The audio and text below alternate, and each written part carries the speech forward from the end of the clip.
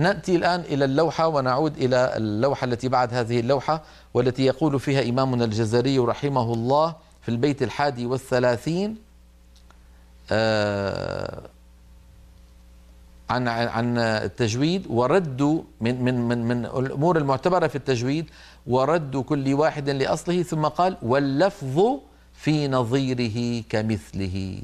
واللفظ في نظيره كمثله، هذه كما ترون الشطرة من أعظم الكلام ومن الكلام الغالي والعالي. لماذا؟ لأنها من جوامع الكلم. هذه اللفظة العبارة من جوامع الكلم. اللفظ في نظيره، الضمير يعود إلى الحرف، واللفظ في نظير الحرف كمثله.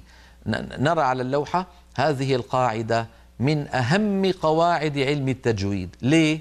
لتعلقها بكل أبحاثه،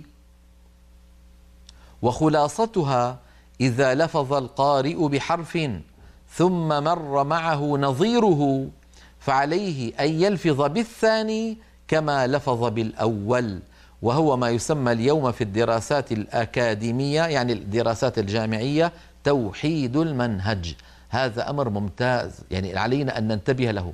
يعني إخواننا بارك الله فيكم، أحيانا يكون قارئ يقرأ القرآن فيمر معه مثلا مد منفصل، فيقول مثلا يا أيها الذين آمنوا فيمده 4 حركات، بعد قليل يمر معه مد آخر منفصل فيقصره، فيقول مثلا يا أيها الذين آمنوا قوا أنفسكم. يا أخي كيف يا أيها مددتها وقوا أنفسكم قصرتها؟ ما يصح. واللفظ في نظيره كمثله، كما مددت الأول تمد الثاني.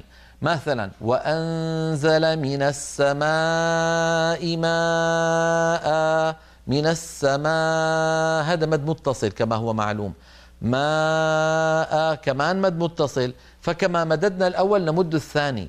لا يصح أن نجعل المد فيهما متفاوتا، لأن كما قال إمامنا الجزري واللفظ في نظيره كمثله. هذه القاعدة هامة جدا، علينا أن نطبقها في قراءتنا. قلقلنا حرف بعد قليل مر حرف آخر، فعلينا أن نقلقله كما قلقلنا الأول.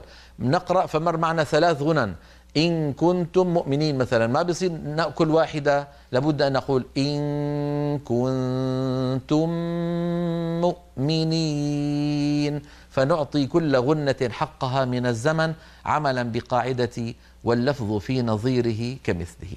نأخذ فاصلا ثم نعود لنتابع. بارك الله فيكم.